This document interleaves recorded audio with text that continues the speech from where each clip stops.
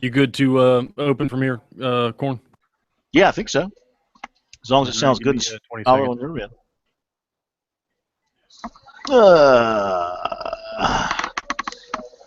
Mr. Claude Felton of the Georgia Bulldogs. How you doing? 30 seconds. Stand by, guys.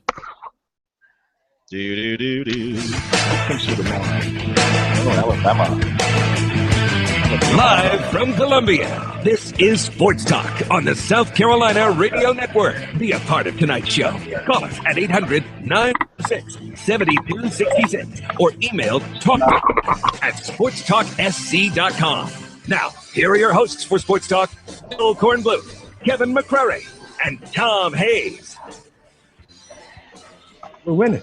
That's the big thing. We're winning, and it's fun. And we still have never won an SEC. Nobody gives us a chance this year, which is good. Stranger things have happened. We still have lofty goals, but we need to return being a top 10 team. And I don't think we're too far away from returning to that. Well, how about those comments from Steve Spurrier earlier today here at SEC Media Days? For the first time since spring practice, a chance to hear from the USC head football coach, and pretty optimistic. You know, at first, going into this thing, we thought the Gamecocks are going to try and take off the radar kind of approach and not be too proactive in promoting themselves and talking about big things. But right off the bat, Spurrier jumps into the pool of those who want to talk big about the upcoming season. He's talking about his team returning to top 10 form of the previous 3 years prior to last year. So you have to give him credit for being extremely optimistic. I think that he feels good about the defense. I think he loves having John Hoke back working for him. And he must know something about the quarterbacks that maybe the rest of us don't know.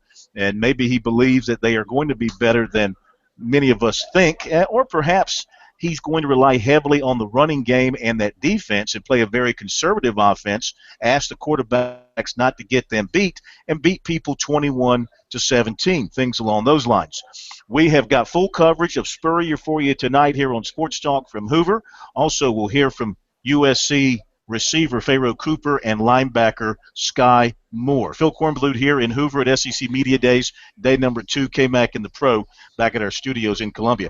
Were you guys a little bit surprised by what Spurrier had to say about the possibilities for this season?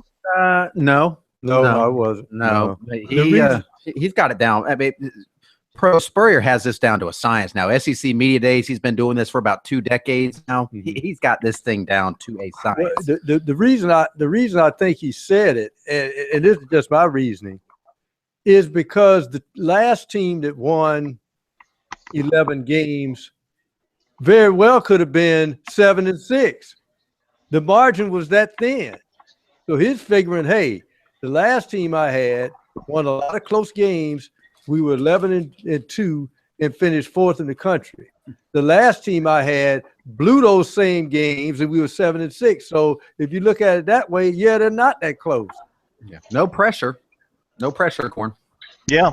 Well, he did say the pressure is off of them, that they are off the radar as far as the prognosticators are concerned. But a couple of times in there, he talked about hoping to get back to a top 10 status and hoping to surprise a lot of people with the team this year. We're going to let you hear what Spurrier had to say in 2 forms. This morning at 8:40, he met with the South Carolina media upstairs here at the Winfrey. That's coming up first, and then at 6:34, we'll bring you his comments to the big room of media here in Hoover. Steve Spurrier coming up next here on Sports Talk.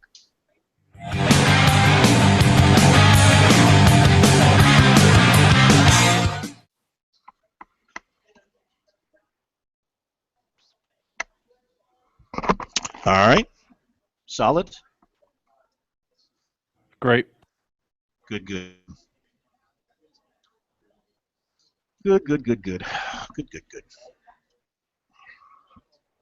And tomorrow you're going to handle Cass while K-Mac's going up to Clem? Say that again, Corn. You've got Cass tomorrow afternoon while K-Mac's going up to Clem? Yeah, that's correct. Okay. I'll do 2 wraps for you. You'll have them in plenty of time. Wonderful. Sounds good. Thank you.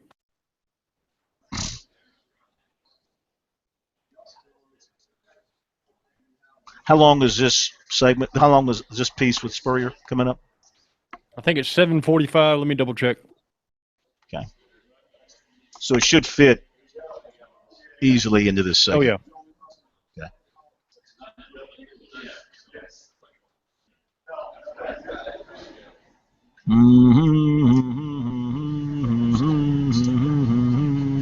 Yeah, we'll round it up right to 7:57. Okay. Let me hear the beginning once again, please. We're looking forward to the season. We've made some changes. John, That's good. That's good. That's good. Hey, Corn, do you think you can introduce and then mute yourself so I can play through the same computer? Absolutely. Excellent. Muting myself is one of the favorite things that I do on a regular basis. Yeah, I appreciate those skills you have. Yeah, and live until you've muted yourself. Oh, man, I went out last night because I was here late, later than I wanted to be. And I had the best Mexican meal I think I've ever had. I found a great Mexican restaurant not far from my hotel. They made the best enchilada dish I have ever had. Only bad thing is I ate it around 10 o'clock Eastern time. Not good on my part.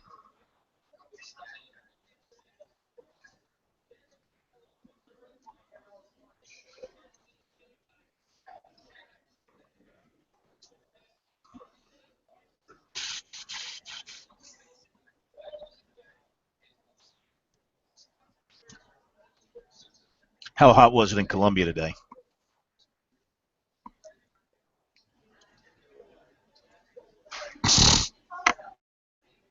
Do them together at 7:45. It was warm, but it wasn't anything outlandish weather-wise. Wasn't brutal. No, nothing out of the ordinary.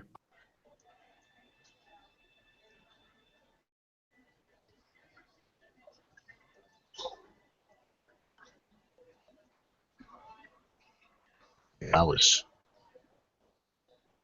here way too late last night.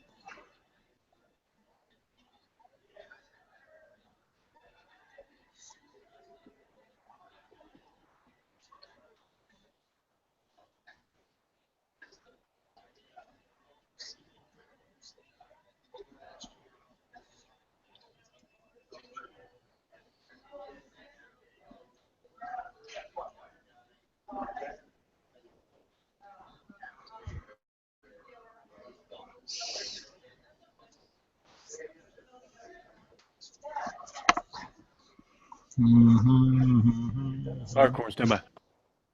Okay. Day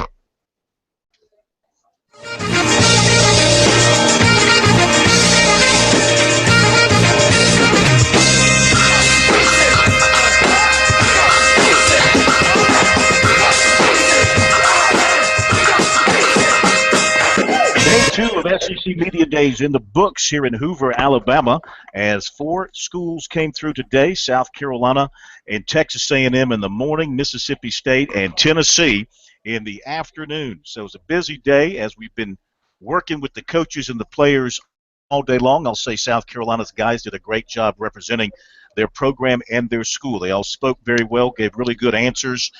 Media seemed to be very impressed with them, and of course they're always interested in hearing from Steve Spurrier. One note before we get to Spurrier: USC did pick up a commitment in football today from offensive lineman Will Putnam out of Harrisburg, North Carolina. We'll tell you more about that coming up in recruiting a little bit later on. But right now it's all about Steve Spurrier, our first chance to hear from the Gamecocks football coach in detail since the spring. The Gamecocks have been working hard, and he's been out relaxing a little bit and vacationing and getting himself re-energized and rejuvenated for the upcoming season. And he certainly seemed that way today in making the rounds. He seemed like a guy who was excited about the upcoming season. Feels like that win in the bowl game kind of turned things back in a positive direction. In his mind, it made them winners, not losers. It gave them 4 straight bowl wins, something to kind of hang his hat on and something to build on for the future. And the hiring of John Hoke, I think, really has energized him as well in his belief that the defense is going to be much better. So first thing this morning at 8:40 local time here in Hoover, the local media from South Carolina, we were invited upstairs to meet with Spurrier outside the holding room for him and the rest of the Gamecocks. Here's what he had to say as he came out to talk with us. We're looking forward to the season. We've made some changes. John Hoke, we've added to our defensive staff. He and Lorenzo Ward will coordinate that.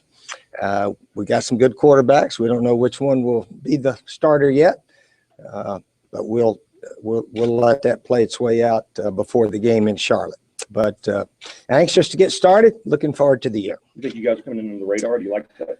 Yeah. We don't deserve much. It was sort of interesting that there's a lot of buzz with Arkansas and Tennessee, and rightfully so. Those teams, they had a good year last year. Guess what? They had the same year we had, 7-6, and won the bowl game. So some 7-6s, I guess, are better than others. But we're proud of the way our team finished last year, and to build on that momentum going into this season. Steve, how's Columbus's off-season going? How's it going? I think it's gone about the same way all the other quarterbacks have gone. Statistically and the scrimmages through the spring, all 3 of those quarterbacks were very similar. So we're going to let it play out. Some guy we hope will separate from the other 2 as we go through preseason practice. How deep do you want to go into preseason camp before you announce start? I don't know. We'll wait and see. Steve, No timetable. Huh? Excuse me. Okay. Who are some guys you're looking for to set the tone as far as leadership this season? Well, Pharaoh and Sky, the 2 that are here now, should be pretty good leaders. Defensive line, we got some new guys, as you all know. Marquavius Lewis, Dante Sawyer, Ehrlich Jones. Those 3 guys should play a lot in there. And they could be leaders. I don't know who the leaders are going to be. So far in the summer workouts, it seems all the guys have had excellent camaraderie with each other. And we'll see how it all plays out. We know what Pharaoh can do. Who else do you think can catch balls that can help fill that? Yeah, that's sort of unknown. Debo Samuel is probably the next in line to definitely be a starter. And then we got some young guys. We got some true freshmen that may have a chance. Terry Guger caught some balls and in the spring did some good things. And some walk-on kids are doing well. So we'll let them sort of earn their way before we talk about them. Is Pharaoh kind of a lead by example guy? Yeah, he is. Yeah, he's quiet. He's a wonderful young man. Does everything the coaches ask and then a little bit more. But yeah, he's one of the leaders on the team and just a third-year player. Nowadays, sometimes they only play 3. So I guess you could say maybe he and Sky could be seniors this year, but they're both going into their 3rd year. Is it too much to ask Nunez to come in at some point during the year and then see what he Nunez, he's an excellent athlete, as we all know, can really run. So there's a spot for him to jump in there and maybe hand it to Pharaoh or switch around with Pharaoh and the quarterbacks. There's all kinds of things you can do with a quarterback that can run and pass. And Pharaoh can pass pretty well also, as we know. Jim McElwain said yesterday he was proud to be the head ball coach in Florida. Did you see? Yeah, I read that in the paper. Yeah, I read that in the paper. I've been around Jim a little bit the last couple of years, and yeah, I think they'll do well. Hopefully not too well for a while, but I think he staff will do very well. You're right with him using that term? You don't have it licensed or trademarked or anything? No, that's a term when you're a head coach. You're a head ball coach. That way you don't have to use the word football, basketball, baseball. You can leave all that out, so forth. Steve, is anybody more comfortable with less expectations than you? Well, yeah, we were overhyped last year. The media boys here in the SEC picked us to win the East, and when they picked the all-conference team on defense, we had one third-team guy, Bryson Williams, that made all-conference 13. So I mean, how are we supposed to stop people? Well, we didn't stop anybody too much. But the guys hung in there. It could have been a bad year. We won some close games, lost some close ones, but to hang in there and win the bowl game, have a winning record. Like I said, there's people in Knoxville and Fayetteville still doing cartwheels for going 7-6. So that's not, and we were doing cartwheels too. We were very happy to be 7-6 the way our season turned out. You got 3,500 passing yards from Dillon last year. Did you expect that from any combination of quarterbacks this year? I don't know. We'll have to wait and see how all that plays out. We got 2 good running backs, Brandon Wiles and David Williams. Sean Carson getting in there occasionally, but 2 big, strong, fast running backs. So they got to get the ball. And our quarterbacks hopefully are capable of running a little bit also. Preseason depth chart had Brandon Shell moving over to left tackle. I think you guys tried that early in the scrimmage, early take. Well, Coach Elliott, we'll move them around a little bit. And, yeah, we're thrilled about these freshman offensive linemen that have come in. They got a chance to play something. Zach Bailey, he's a big, strong young man that moves around pretty well. And Christian Pellage, another guy there. Blake Camper, 3 true freshmen. They're not supposed to play as freshmen, but we'll see how it works out. Do you worry about relying too much on Pharaoh maybe early on in the season when you wait for someone else to develop? Well, like a lot of games last year, we look back and say, gosh, we should have let him run more in the Wildcat. But he'll be back there. You got to get the ball in the hands of your best players. He's certainly one of our best. Personally, Stephen, you like being the underdog more than the favorite? It's expected right now. It's expected that we would be not picked too high. That's okay. Yeah, that's okay. But you're comfortable in that role as a coach, right? You've always said, embrace that. Comfortable. Well, in my days in Florida, we were always picked up there pretty high. South Carolina, we've never been picked too much except the last 3 or 4 years. We started going 11-2 every year. That got us picked.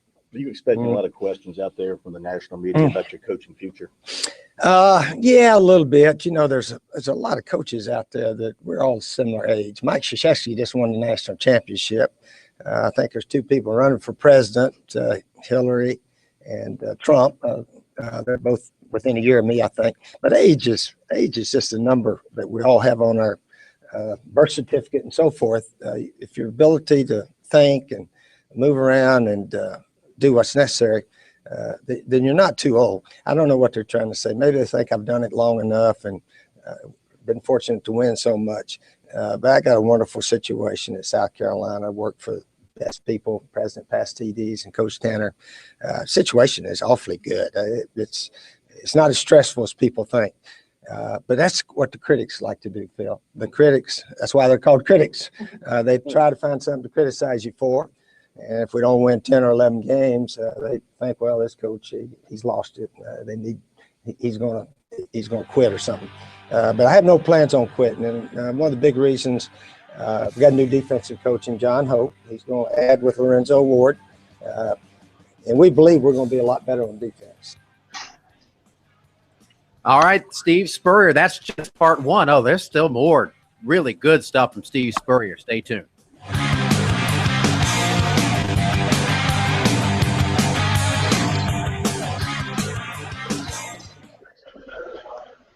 Hey, you there, Corn? Yeah. Hey, sorry, I had to cut it a little short, so I came out just bring it back, because you weren't there. Oh, you don't see the text box where I said yes when you said with me? I said yes. After I needed you, but it was going to be complicated for me to explain to you how to turn your mic on. I was going to cut it and all that stuff. I was already unmuted and sitting here waiting. I could hear the music. I figured it'd be just as simple for me to say, hey, K-Mac, just take me to the break.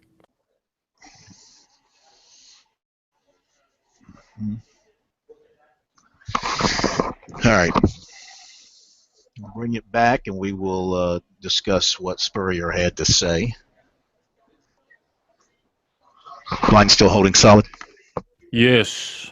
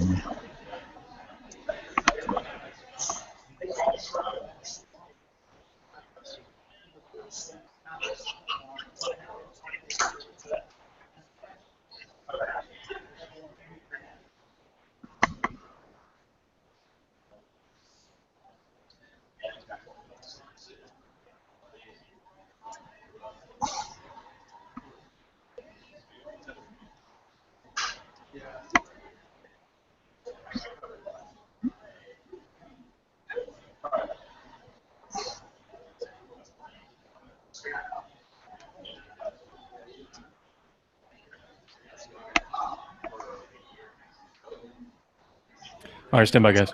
Schneider. Do-do-do-do. Big shots by Schneider.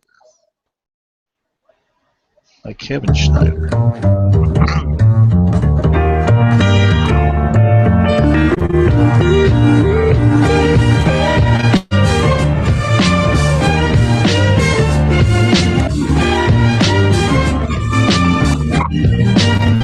All right, more Steve Spurrier to come up after the bottom of the hour break. We'll let you hear what he had to say in front of the big audience, where he talks more about his coaching plans. He was asked by a couple of the Florida writers to go into details about his thinking and why he is continuing to coach, and does he have an exit strategy? Mark Bradley from the Atlanta Journal-Constitution asked him that. So anyway, good stuff that we'll have for you from Spurrier coming up at the bottom of the hour. Then more from the Gamecocks Day here in Hoover. We'll hear from Pharaoh Cooper and Sky Moore.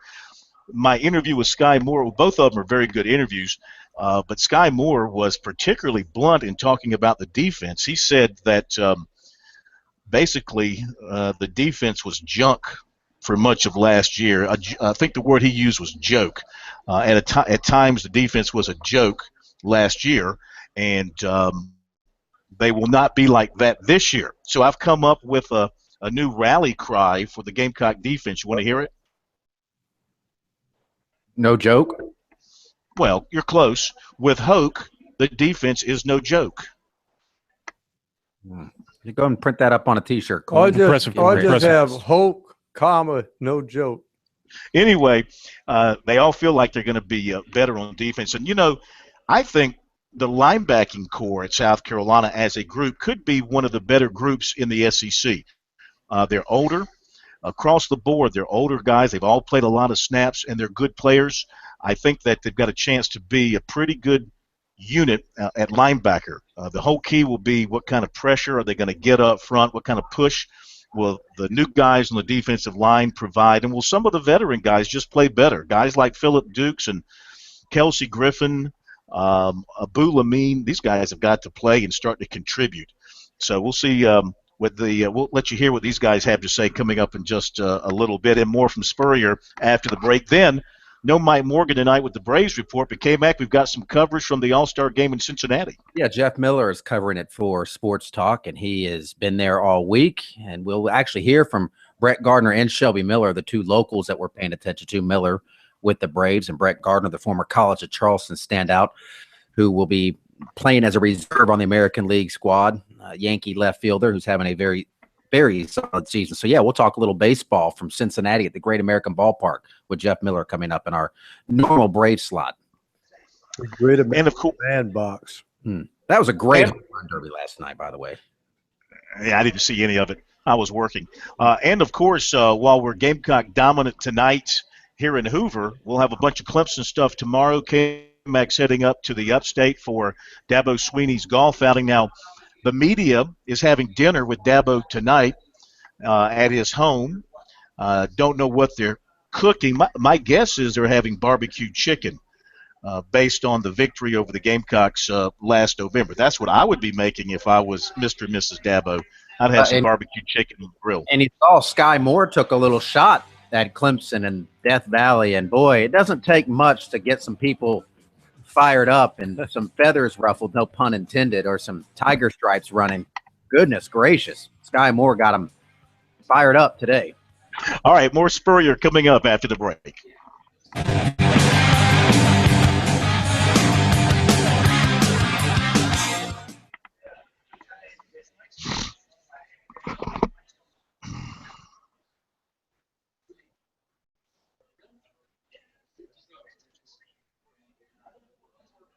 Kevin Schneider. Da, da, da, da, da, da, da, da, da, da, da.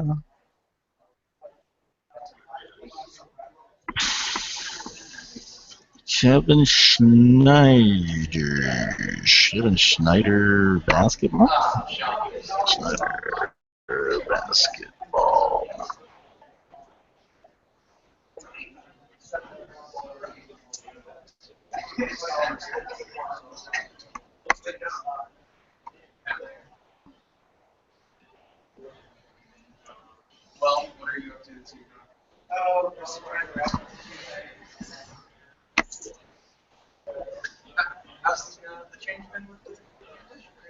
Oh, Bryce Schneider. Bryce Schneider.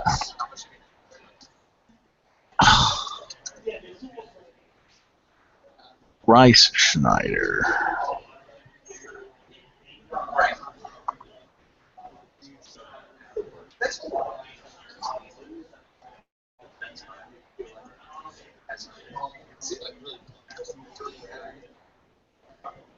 Really? All right.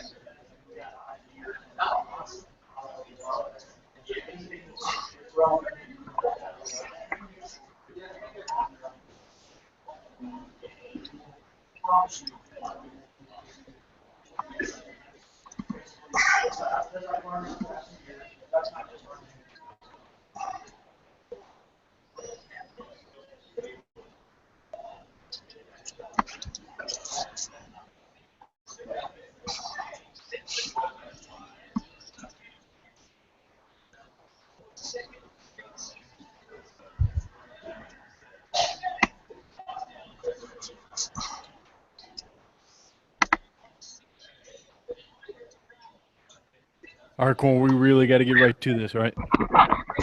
Yeah. Well, there's. Yeah. Thanks, I Kevin. think it runs about 9:30 something. That's there. not it. That's not the one. It's the one I emailed you. That's the one you emailed me, sugar.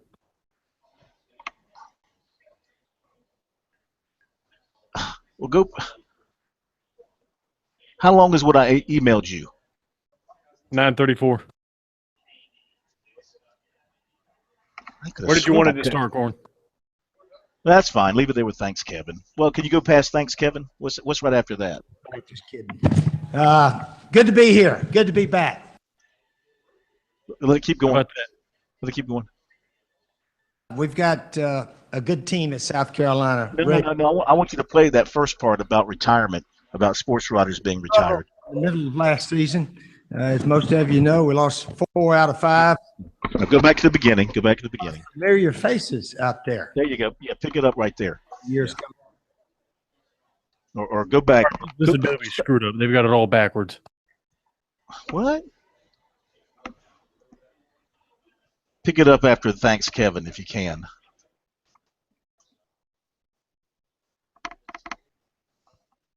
All right, starting with a lot of familiar faces. Yeah, okay. Just make sure it's clean. Yeah, we got it. We got to get right to it. Stand by here. All right.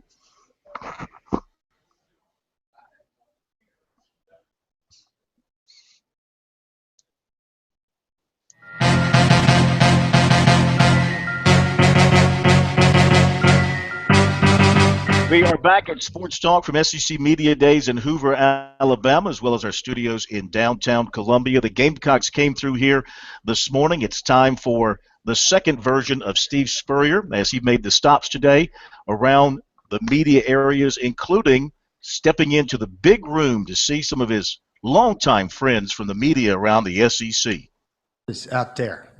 After a lot of years coming to this event, I figured a bunch of you guys would have retired by now. Good to be here. Good to be back. We've got a good team at South Carolina ready to go this year. We had a little bit of a struggle in the middle of last season. As most of you know, we lost 4 out of 5 in the middle of the year, and it looked like we were definitely headed for a losing season. But really proud of the team, the players, everyone involved with the team. We won 3 of the last 4. Somehow another game down in the swamp, very fortunate, and then beat Miami in a bowl game. So we got rejuvenated. We got new life, and we were 7-6, the same as Tennessee and the same as Arkansas. And I think they're sort of celebrating big seasons last year. So we were celebrating also. We were doing some cartwheels and high-fiving and hugging after that Independence Bowl game, because it was a year that could have gone real south, and guys hung in there and somehow or another found a way to win the game. We got a new coach, John Hope. John was with me at Florida in 2001, 14 years ago. we led the SEC in total defense and in scoring defense that year. That year was really one of the best teams we had in the 12 years I was there. Only played 2 close games and lost both of them. Lost to Auburn, Tennessee, finished 3rd in the nation, won the Orange Bowl, and that was a disappointing year because that team could have done a little bit better. But anyway, after that year, I decided to go pro. I went to the NFL, and John Hoke went to the NFL. I lasted 2 years, and John Hoke lasted 13. So he's a lot smarter, better coach than I am. But, yeah, he lasted 13 years. He's been with some really, really sharp defensive coaches. Lovie Smith, head coach at the Bucks. Rod Marinelli, the coordinator to Dallas Cowboys. And we know what Cowboys turned their defense around in 1 year. Arkansas turned theirs around in 1 year. You can get a lot better on defense. We got good coaches in South Carolina, but for whatever reason last year, we did not play well defensively. Probably more my fault than anybody's. So we made a few changes, and bringing in John Hoke to coordinate, along with Lorenzo Ward, has gone very smoothly during spring ball and preseason, but we got to do it on the field. So we're anxious and eagerly awaiting preseason practice. Players report August 3rd, and then we play September 3rd, the Thursday night ESPN game in Charlotte against North Carolina Tar Heels. So we're looking forward to doing that. We got some new defensive players. We'll have a new quarterback. Got a lot of new players across the board. But we're hoping to return to where we were the prior 3 years, a top 10 team. And we believe we have a fighting chance to do that. I know the critics are out there. And that's why they're called critics. They criticize every chance they get. And we gave them some chances to criticize us last year, which is okay. That's part of our sport. So, but we're really looking forward to this year. We're sort of anxious and eager to see what we can do. Coach, you talked about the quarterbacks trying to get into the preparation of this battle in coming in. You had a lot of good ones in your time, especially Rex Grossman, Doug Johnson, of course, Jesse Palmer. A lot of great ones, of course, in South Carolina, Connor Shaw and Dylan Thompson. But in the last couple of seasons, you started to become a lot more balanced. What's made that happen? About running the ball more? Yes, about running the ball more, about being balanced, totally.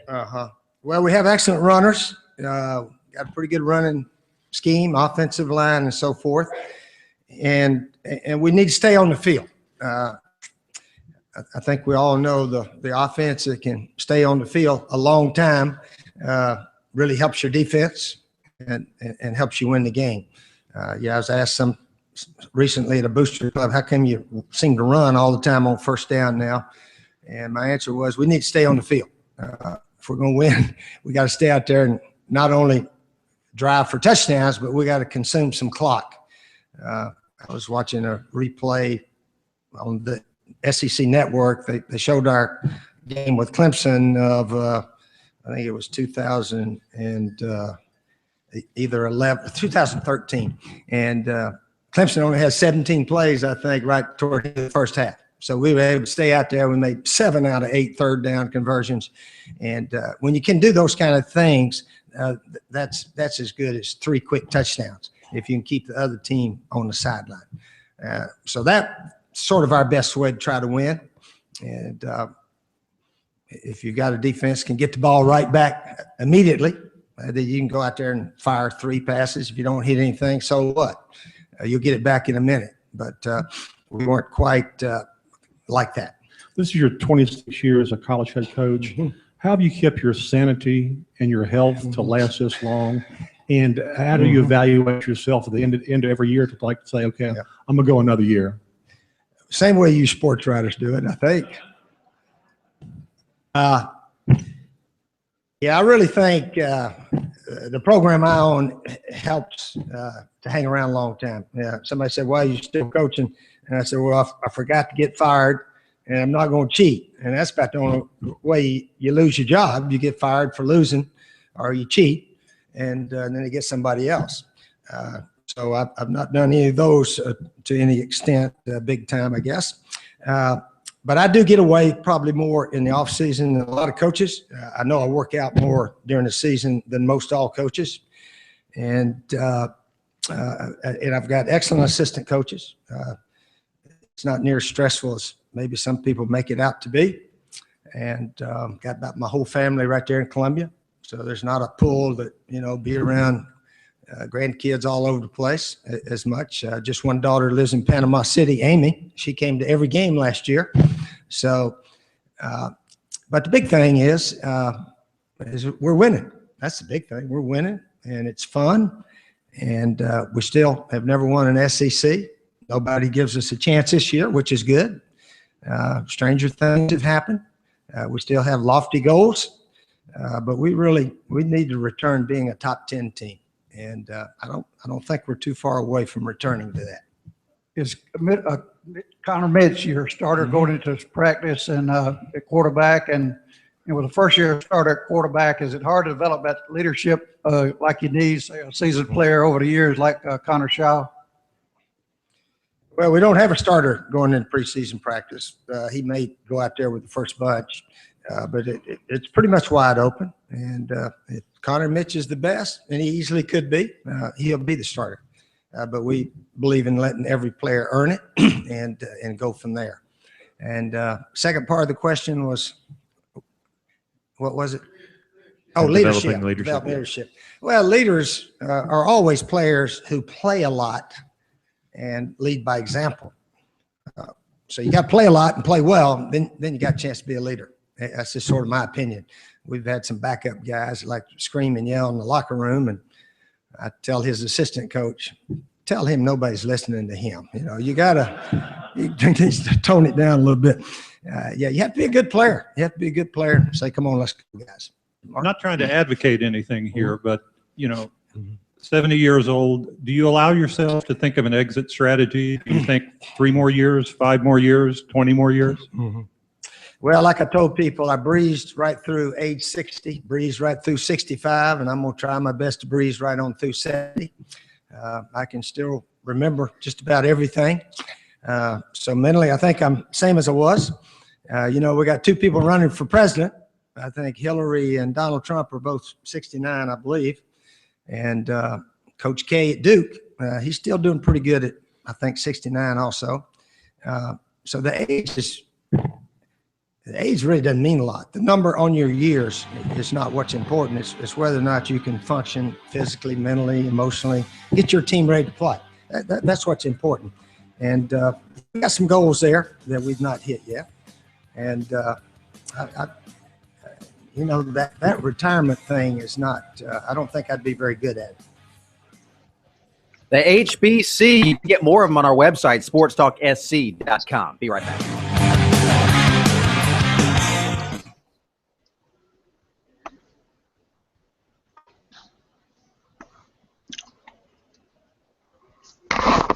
Okay. Well, we got it clean. Mm-hmm. All right, just have K-Mac and Pro handle this segment with the baseball stuff, and then I'll do recruiting. And then we'll go to the top of the hour. All right. Be back.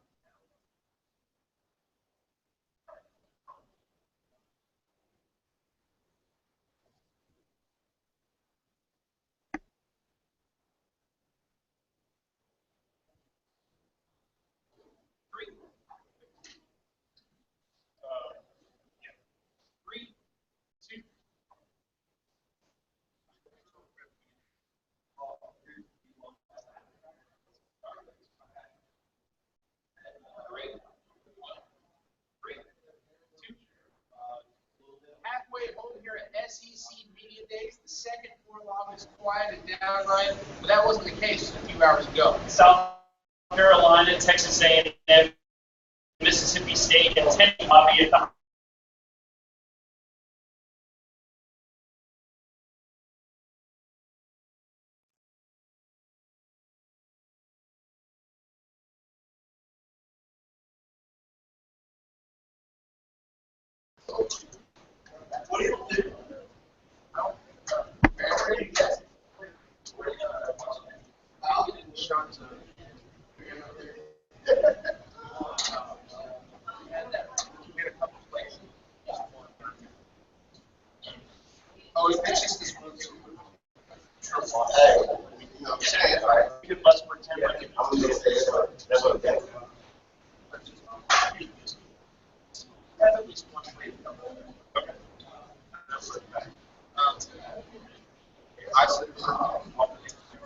Okay. 3, 2. They've also learned who the starting quarterback will be week 1. Josh Dobbs started 8 games last season. He's just a sophomore with a dude as ice water.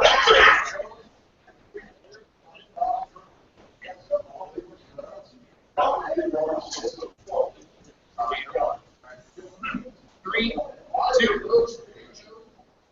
The defense also coming back to talent. It's actually Kurt Legit's second time at SEC Media Days, but his experience on the field has him. 3, 2. The defense also with talent coming back. It's actually Kurt Legit's second time at Media Days. His experience on the field is what has the team on the rise.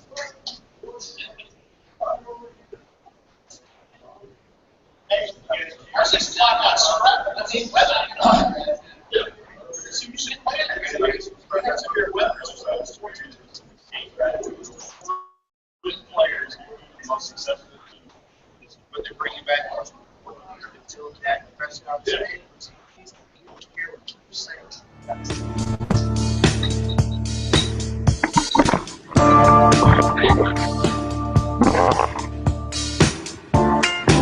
No Morgan in a Braves report tonight. The Braves on hiatus for the All-Star break. One Brave is in action tonight, though, Shelby Miller in Cincinnati for the All-Star game. And we've also got a correspondent in Cincinnati this week covering the All-Star game. Jeff Miller joining us now, has been doing a great job. I know you've been busy, Jeff, covering this event for so many networks on Learfield and your own outfit, so we appreciate that. We appreciate you joining us tonight. And I got to start off by saying last night, that was, pardon the hyperbole, the best home run derby I think I've ever seen on any level. It definitely in the All-Star game. You're absolutely right. That was by far. I've been doing this for a while, and I've even watched it when I was a kid, and that was the best home run derby ever, because the way that I put it is that every time that you had a matchup, it was a walk-off situation, which is fantastic. We all love the walk-off. We all watch for the walk-off. You see it on ESPN. I mean, the walk-off is the best thing in baseball. Next to a perfect game, I guess. But yeah, to see a walk-off 5 or 6 times in one night, that's awesome. Not only a walk-off, a buzzer-beater walk-off. It's all the best. Whoever came up with that idea, buzzer-beating walk-off home run, and you had a few of those. And then I would like to say I'm a Dodger fan, so I was pulling against a hometown guy. It was a real cool story. And Peterson, I wanted to see him do it, but it couldn't have worked out any better. And I would like to say, oh, it was rigged, but you didn't rig that. I mean, that thing was unbelievable with Todd Frazier getting it done. Yeah, I mean, and again, he's only the second hometown host to ever win the home run derby. So that's also made it pretty special. And his brother pitching to him. You know, the interesting thing I want to see, and nobody, I guess, has kept stats on it. I guess we can get somebody to do it. But because you're swinging for the home runs, it almost thinks that psychologically you're doing something with your swing. And I'd like to see it, since they regenerated the home run derby, how many guys who've been MVP in the All-Star game after they've swung for the fences the night before has hit well in the All-Star game. I'm not so sure you can. None guys have done it. I don't think so. I don't think they have. Yeah. Now we turn the page. And by the way, that home run derby almost didn't happen last night because of the weather, Jeff. We were talking about it, and it looked for a while that it might not even happen. Yeah, that's right. And they actually, I don't know if you guys mentioned this or not, but they actually cut it down. It was going to be a 5-minute 5 minutes for each player, and they cut it down to 4 because they were afraid that the weather was going to come back, and it did eventually, and I was already back myself. But the thing of it is I think 4 minutes is plenty of time. I would agree. I think they have the perfect format. It moved right along. I don't think they should change a thing. They might have stumbled into something perfect there last night. The only one thing that I would change, and again, I think it's perfect, darn near perfect, but I think they need to make that instead of 425 feet, I think it needs to be 450 because everybody got an extra 30 seconds. I think I would like to jack up that footage for the home runs just a little bit so that there's still that extra factor in there. But other than that, yeah, it's a perfect contest. Well, tell me about the city of Cincinnati during this All-Star game. Obviously, Cincinnati is one of those baseball cities, and I confess, my next trip has to be to St. Louis. I've been to Detroit, which I really think is a tremendous baseball town, and Cincinnati. So the way Cincinnati is treating this All-Star game, how has it been? Cincinnati is tops right now in my books. Like I said, I've been to a few of these now. And I thought New York, I thought the Mets did a really good job, but coming here to Cincinnati, it's like last night after everybody had left, the town was still rocking. And granted, these are people that are coming in for the All-Star game, but it's a Monday night, and everything was going. I mean, the bars, the music, everything was going, and there was people up and down the streets. It was raining, but it's such a festive atmosphere here. It's great. I mean. This is my favorite one so far. Yeah, looking at the stadium on some live shots on the television, it looks like it's already getting full. No, you're going to have a busy night. Jeff, everybody can follow you on Twitter at JeffMiller11, and I know you got a cool blog that you've been updating throughout the All-Star game as well. Yeah, I do. It's actually on the Big 920. You go underneath the on-air tab, and you look for Jeff Miller Sports. Excellent. Jeff, we'll look for good stuff from you tonight at the All-Star game, and say hello to our 2 local guys. I know you already talked to Brett Gardner. We're going to listen to that interview later in the show, and Shelby Miller, so wish them luck. They're going against each other tonight, but we're pulling for them here in South Carolina. And I'll tell you what, the over-under in Vegas is 7.5 runs, and I think they're going to get over that. It's very humid, and the ball likes to carry out here when it's sticky like this. So you watch for over 7.5 runs tonight. Some offense at the Great American Ballpark. We'll look for it. You called it, Jeff. We appreciate it. Jeff Miller joining us from Cincinnati, the All-Star Game Midsummer Classic getting started in within the hour or so. I think first pitch and should be cranking up. Boy, 45 years ago in a then new stadium, Riverfront Stadium in Cincinnati, Pete Rose barreled into Ray Fosse of the Indians, and his career was just about done. But that just tells you those guys back then, they were hell-bent for leather in the National Rose League. is in the house tonight. They are going to recognize him despite all of his off-the-field issues.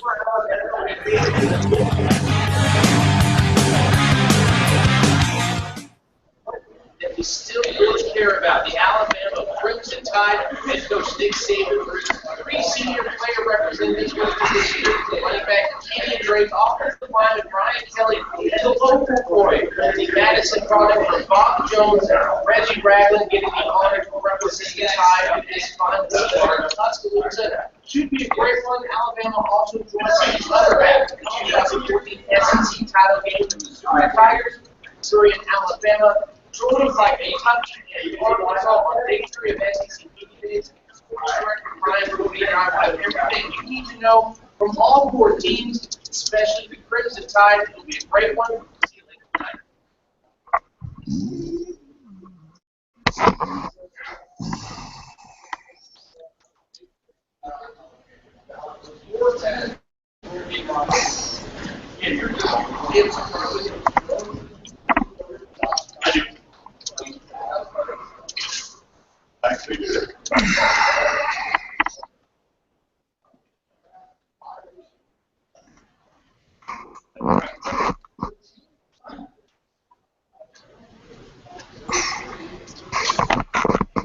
All right, Corn, you with me? Yes, sir. Do some REC here. Did you get some? Yes, sir. We are good to go. Good to go.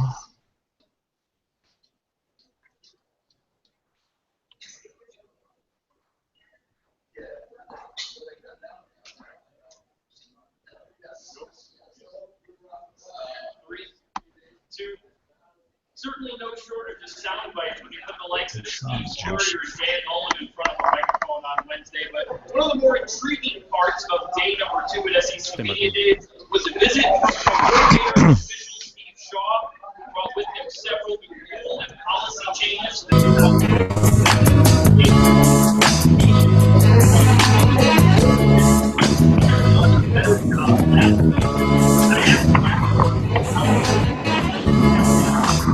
Okay, it's all the activity here in Hoover, Alabama, surrounding the second day of SEC Media Days and the presence of the Gamecocks. Let's give you the recruiting report for tonight, and it's led by some good news for USC as the Gamecocks obtained a commitment today from offensive lineman Will Putnam of Harrisburg, North Carolina. He's 270 pounds, expected to get even bigger. Shows the Gamecocks over Virginia Tech, becoming the first offensive lineman to commit for the 2016 class, the 6th overall right now, but the 7th if you count 2015 carryover Octavius Johnson. Putnam took a pair of visits each to USC and Virginia Tech, spent a lot of time talking with the coaches. He said the connection he had with the coaches at South Carolina and the highly ranked business school that helped him to make his decision. And he is optimistic about the future with him at South Carolina and feels like the Gamecocks have a chance to get back to double-digit win seasons. So, again, Will Putnam committing to South Carolina out of Harrisburg, North Carolina. Linebacker Voshawn Joseph of Miami, he's a Florida commitment. He plans to attend USC's Pool Bash on July 24th instead of attending Friday Night Lights at Florida. 2017 wide receiver Nico Collins of Pinson, Alabama, told AL.com his top 5 right now are Clemson, Auburn, Alabama, Georgia, and Ole Miss. USC offered 2019 linebacker Anthony Solomon of Fort Lauderdale. 2019, I think that would put him in the freshman class. Now in basketball, standouts on the AAU circuit this summer has been Durante Jenkins, the 6'6", small forward, formerly at Lake Marion High School. He played at West Oaks Academy in Orlando last season, but he's on the move again. He's going to transfer to either Hargrave Prep in Virginia or Brewster Academy in New Hampshire.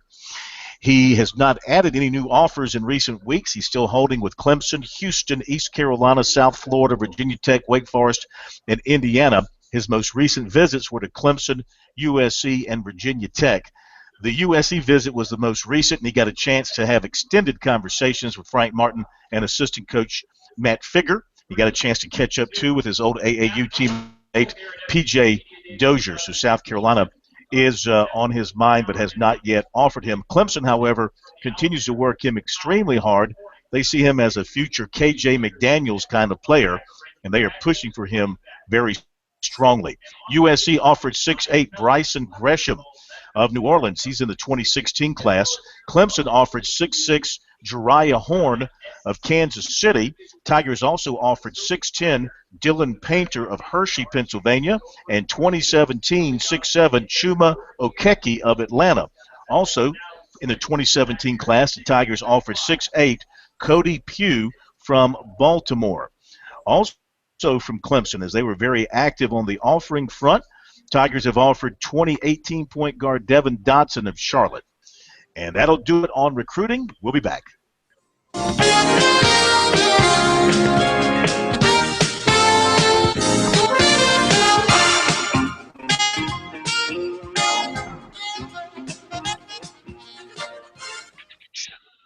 And I bet.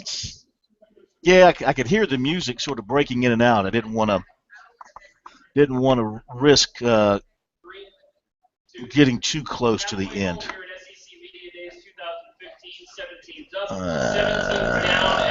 What's this guy's name? Voshawn Joseph. David is bringing 3 player representatives to the hotel here this morning. That would be running back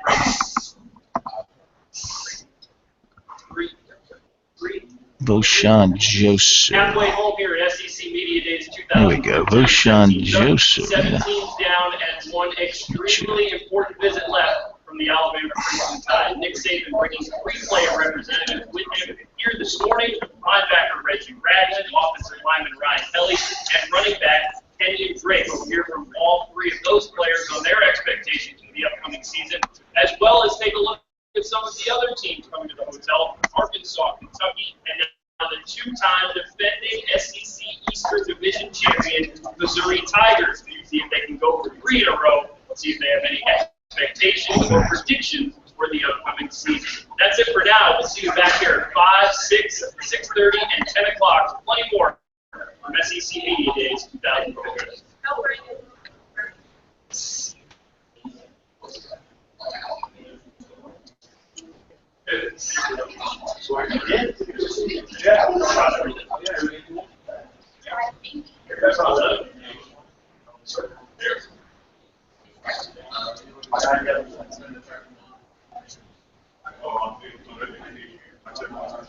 Actually, has a written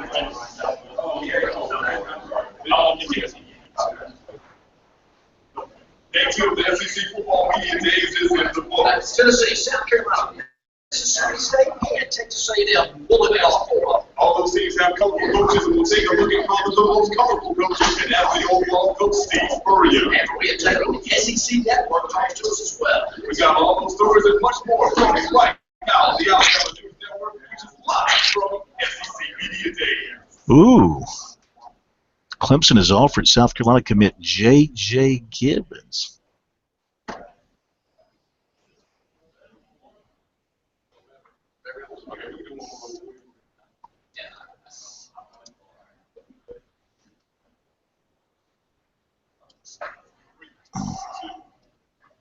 Day 2 of the SEC Football Media Days is in the books. Tennessee, South Carolina, Mississippi State, and Texas A&M will preview all 4 teams tonight. Now, all of those teams have very colorful coaches, but we'll probably talk about the most colorful of all of them, and that is Steve Spurrier, the overall coach. We'll also talk with Maria Taylor of the SEC Network. All those previous teams and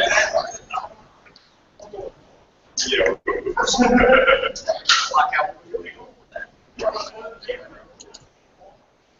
All right.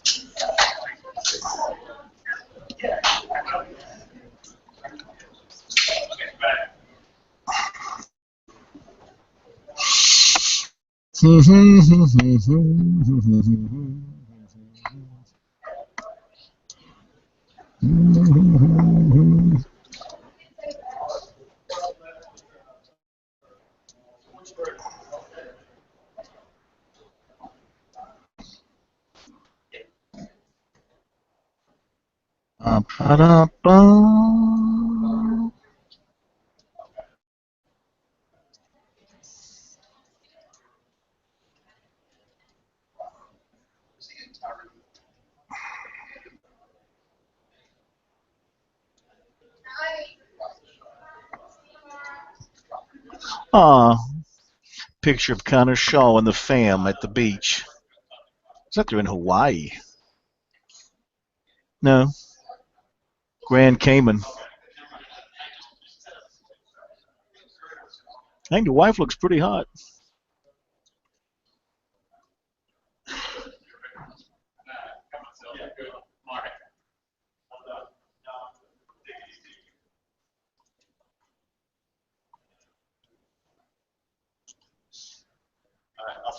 Mila Shaw.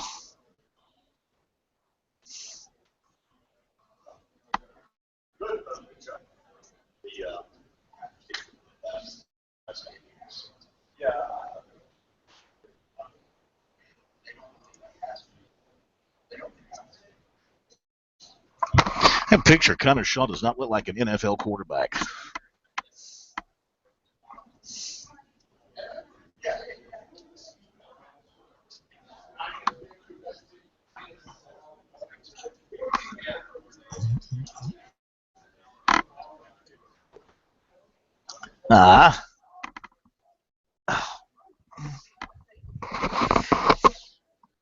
Okay, you got the combined time on Sky Moore and Pharaoh Cooper, or the individual times?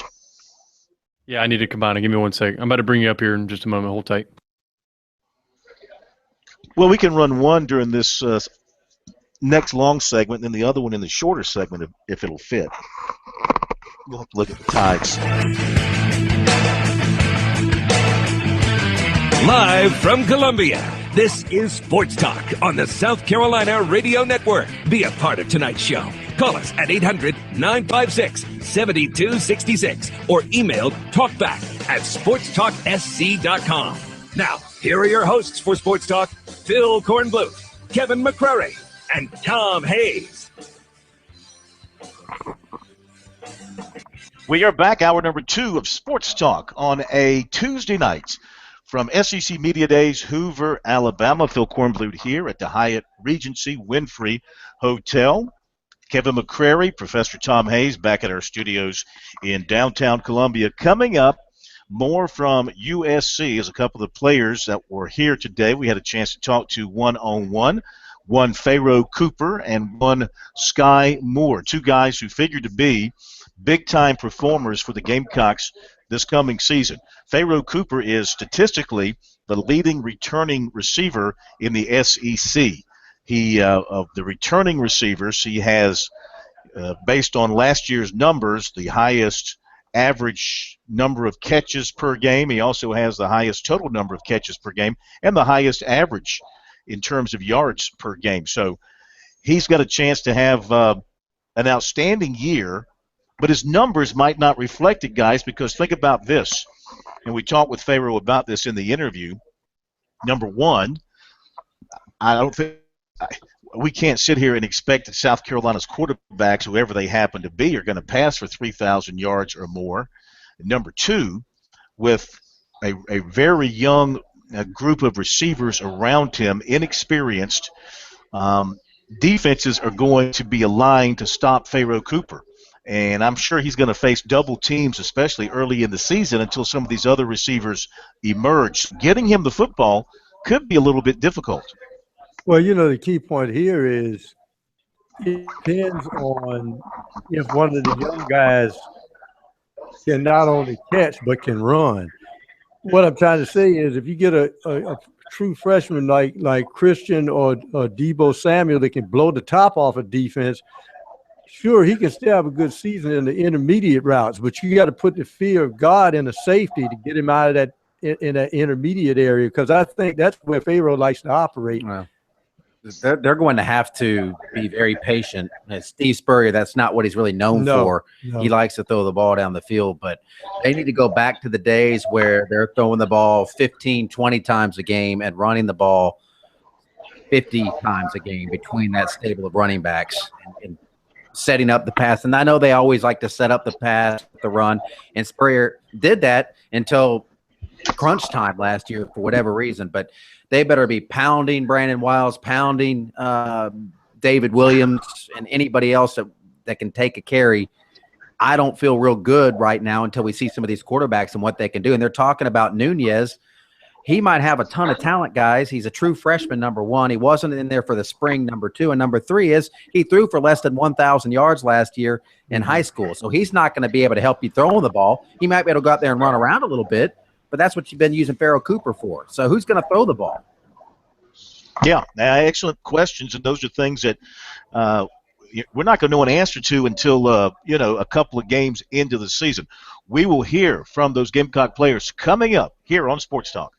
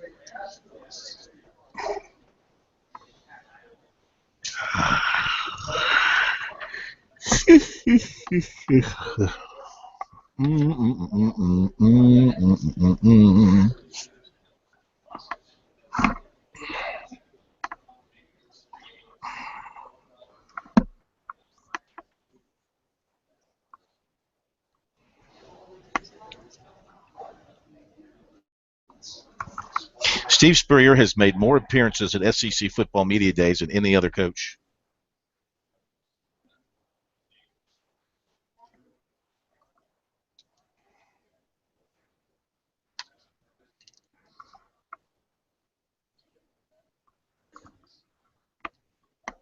All right, this is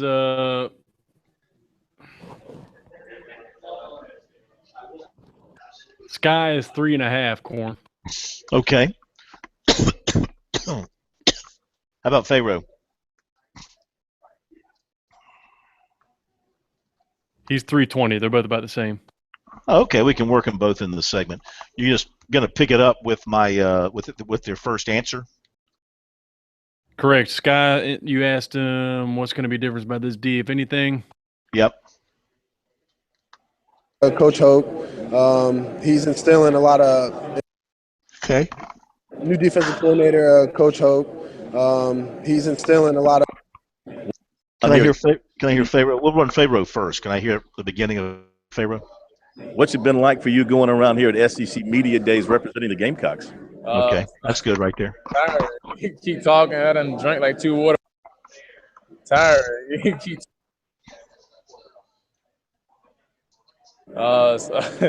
Tiring. You keep talking.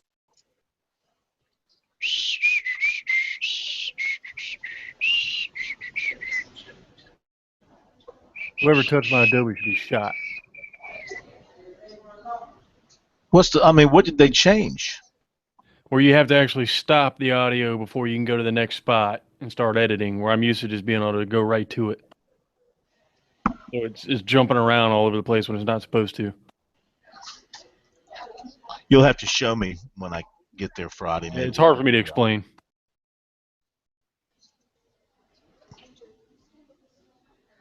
You want to start with Pharaoh, correct? Yeah. All right, so all in all, we're talking about a little over 7 minutes here. Okay. Tiring. You keep talking. I done.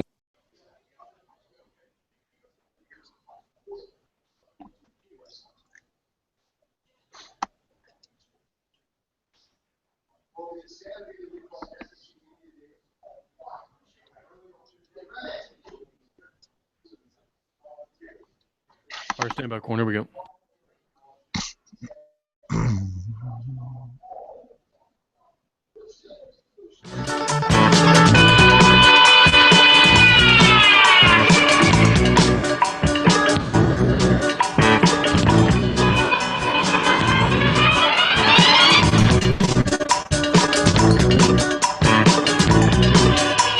Well, the Winfrey was crawling with Gamecocks today. We had Steve Spurrier and 3 Gamecock players here, Pharaoh Cooper, Sky Moore, and Elliott Fry. Of course, we heard from Spurrier twice earlier in the show, and I had a chance to catch up with both Cooper and Moore as they were making their ways around the stops of the various media locations here at the Winfrey Hotel. And Pharaoh Cooper, as we mentioned a moment ago, maybe the single best returning receiver in the SEC. If you just look at the numbers from last year, he is a weapon in many, many ways for South Carolina, and he was a person in great demand as he made the rounds through the Winfrey today. And I asked him what it was like for him being sort of the focal point and one of the spokesmen for South Carolina here at Media Day today. Tiring. You keep talking. I done drank like 2 water bottles already. But it's pretty a cool experience, just to talk about the upcoming season and knowing what we're going to bring to the table in the SEC this year. Media work can be tougher than football. Oh, yeah. They try and get in your head with some of the questions they ask you. It's a pretty cool experience, and it's fun all around. It's part of the game. What's been the dominant question that you've been asked, so I won't ask it? What's the dominant question? How do you – probably like our quarterback situation, who's going to be our starting quarterback, and how they're going to use you this year in our offense. How do you feel about the quarterbacks? I feel great about all of them. They're competing. Competition brings out the best in everybody. And I feel like Coach Sperry and Coach Megas, that's their ultimate decision at the end, and they're all competing to do well. Do you have a personal feeling as to who's going to eventually emerge? No, I do not. I like them all. What have you worked on in the offseason to get yourself ready for this season? Just running routes. I'm going to do better than I did last year, so route running. I've been in film on my iPad a whole lot more this year, seeing how defenses play, knowing coverages. I'm basically just taking my whole game to a whole nother level this year. Are you expecting, because you're so young at wide receiver and the other guys are unknown and unproven, but you are not, would you expect defenses are really going to shift towards you and try and double team you and take you out as much as possible? Exactly. I think they are the first couple games. I'm the only one that have film on at receiver. All the other guys are young with no experience. So, I tell them all the time, be ready to play. You're going to be open. They don't know anything about you. You run a good route, catch the ball, and just make the play. You can have the same success I did. So, I tell them all the time, get ready to play. They're going to be open. As an offensive guy, it looks like the defense on paper will be better. So from that standpoint, does a little bit of pressure come off the offense thinking that the defense will be improved? Yeah, a little bit. But offense, we still want to go out there and score every chance we get. New defense at our school. Same kind of, more the same players. We added a little bit more to D-line and secondary, but our offense will be young, but we're going to be good, and we're going to score. All right, and besides your duties at receiver, where else do you think that you will be used? You expect to be used in the return game, in the punt return game in particular? Yeah, I probably start off doing punt return. If I have to go back there and do it, I'm going to do it. As of right now, I'm still doing it. If one of the young guys, steps up and, wants to, try and make some plays out there, he might have a chance to. And Coach Spurrier said that he likes the fact that you guys are kind of off the radar. Pressure's not on you, but he thinks, his words, that you guys can return to being a top 10 team this year. Yeah, that's true. We lost 3 or 4 games by less than 3 points or a touchdown. 3 points or a touchdown. 3 in the fourth quarter while we were already up. That says a lot. But we still lost those games. That was the outcome. We can't think about that. But like I said, it's gonna be a different team. It's gonna be a turnaround, and we're gonna win some games. Okay, Pharaoh Cooper of the Gamecocks. You better get a good look at him this year and enjoy him, Gamecock fans, because probably will be his last year in college, because he certainly has the size and the speed and the skills to move on to the next level. Could be the same situation with linebacker Sky Moore, who probably is the leader of this defense, both physically and emotionally, coming off back-to-back seasons in which he led the Gamecocks in tackles. Here's a guy that's got 7 interceptions as a linebacker. Pretty doggone impressive considering how little pass rush they could generate last year. He was still able to get his hands on some footballs. I had a chance to talk with him, and, of course, the focus on defense is about trying to improve on last year. And I asked him his feelings about the possibility of this year's defense being better. New defensive coordinator, Coach Hope.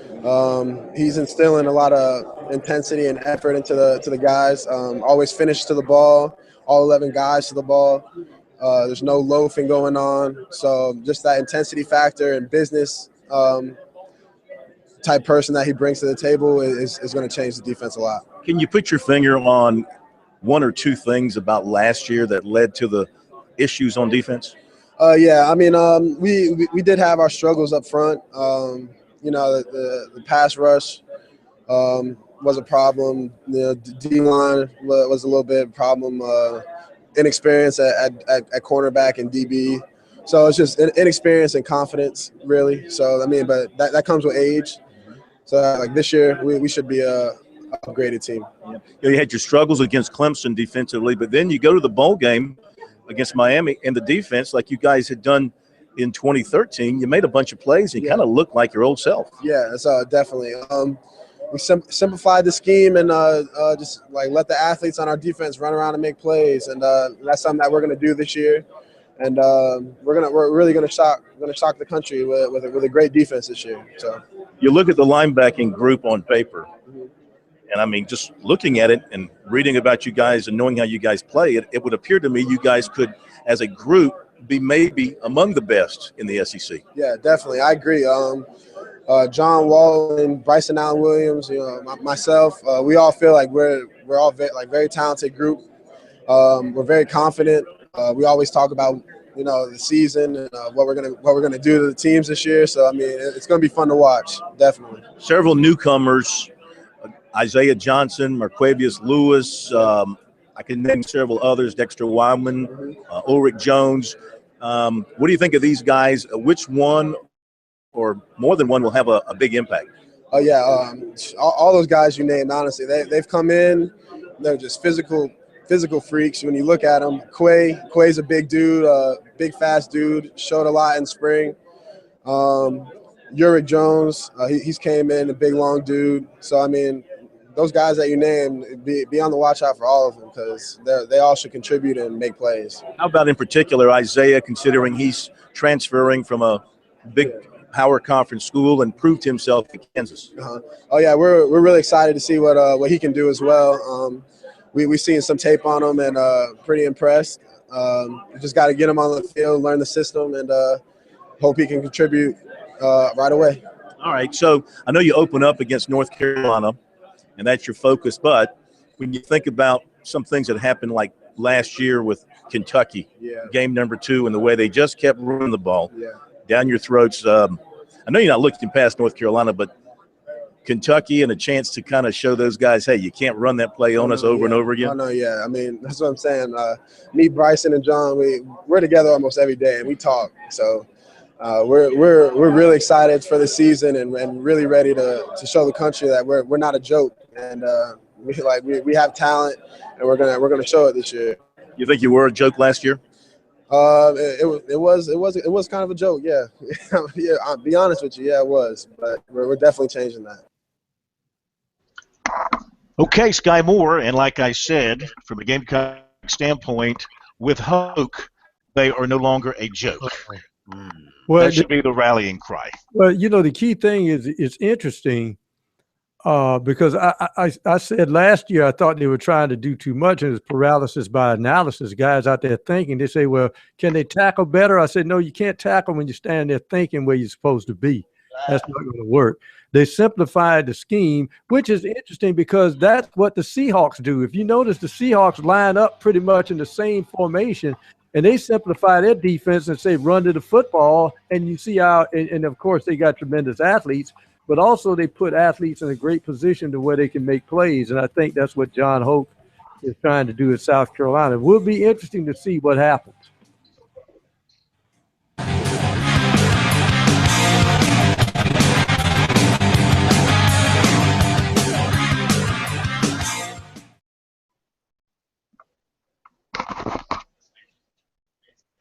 Hey, in this short segment here, let's see, we had Mississippi State, don't care about them, Texas A&M, and Tennessee. Why don't we run a little bit of Butch Jones here? He's on the website. You want to get him off the website? Yeah, let me grab a whole tank. Just play his opening 2 minutes or so. And then maybe we'll run a little Kevin Sumlin at 45 unless of course we got that baseball stuff to run. We'll run a little Butch Jones here, Tennessee being close to us, big arrival of the Gamecocks. Tony Butler. What year is he? Lakewood, Ohio, class of 16, cornerback. How about that?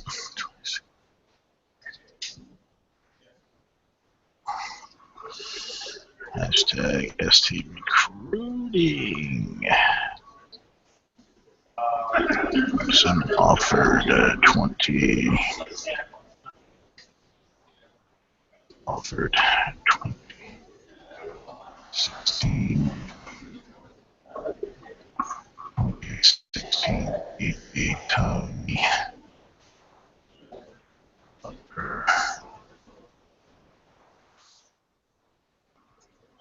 All right, Corn, I got 215 of Butch Jones here. Cool. Can I hear the beginning real quick?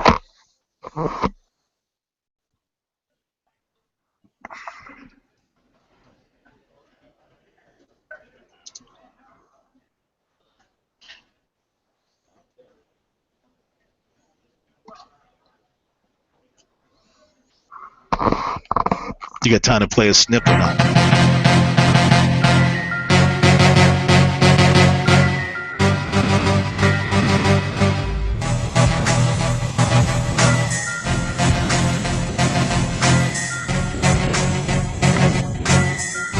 Okay, we've heard from all the Gamecocks who were here in Hoover today. We had folks in from Tennessee and Mississippi State here today, and also had representatives in today from the who else was in here? Texas A&M Aggies in today. Of course, Tennessee, one of South Carolina's big rivals. They'll meet this year in Knoxville. A lot of folks are thinking with all those players returning, they've got like 20 starters returning from last year, 21 starters if you include special teams coming back, good quarterback, receivers, big-time running back, etc. People are thinking that they might be the cool pick to win the East. I'm kind of leaning that way right now. What does Butch Jones, their third-year coach, think? Here's what he had to say. With Tennessee football, obviously we have a lot of positive energy, momentum, and enthusiasm that's surrounding our football program right now. I think a lot of it is the byproduct by the way in which we ended the season, going 4-1 and having our first bowl victory since 2008, and obviously our recent recruiting classes. Now I want to make one thing clear. Contrary to reports, there were no backflips and there were no somersaults. But I think in the world of college football, you're judged by wins and losses, but also you're judged by does your team overachieve or underachieve. And I thought last year's football team, Team 118, overachieved. And being the youngest football team in all of college football, not having any returning offensive linemen and defensive linemen, I'm really, really proud of our players. And for our seniors to leave the program with a bowl victory and experience that, that's why you coach, and very, very proud of that. Now on to this year. This year is a little bit different. Obviously, the expectations have changed a little bit. But as we're all aware, when you're at the University of Tennessee, you always have high expectations. But this year is different for each and every player in our football program. But really, that's what you want. You want the expectations to be exceptionally high. That's why they chose to come to Tennessee to play in a program that has high expectations. But the expectations will never be as high as they are internally. And we have very high expectations for this football team. But anything worthwhile really does take time to build. And we're not just building a team, we're building a program. We all want success immediately. But over a long period of time, that's not really how sustained success works. The struggles, the adversity, the victories, all the things that go into it, that's part of the building process. Also, part of that building process is learning how to win, and that's the most difficult thing in all of sport. And I really think our players really learned how to win last year. Okay, Butch Jones of Tennessee. Got to like the way the Vols look on paper. You look around the SEC East, a lot of teams starting over at quarterback, a lot of teams with a lot of holes to fill. They got a lot of good folks back. I kind of like them. Back in a moment.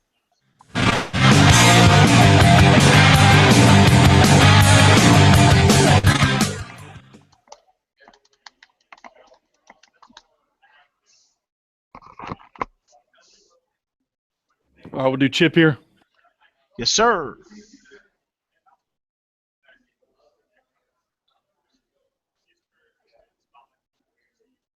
Tony Butler.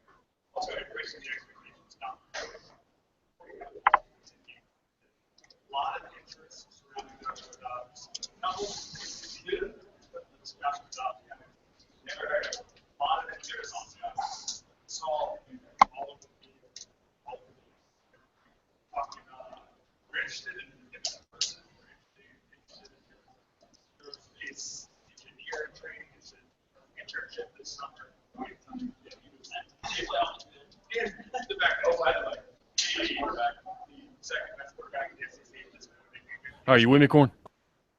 Yep. All right, coming back in just a second. You have Chip? Do you have Chip? Yep.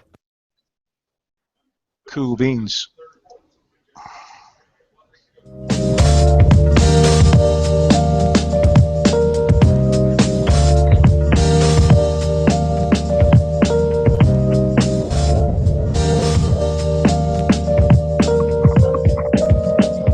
We continue on this Tuesday edition of Sports Talk. It is Tuesday after a NASCAR weekend. We welcome in the president of Darlington Raceway, Chip Wild, to Sports Talk as we interrupt our coverage of SEC Media Days, break away from football to talk NASCAR. But you know what?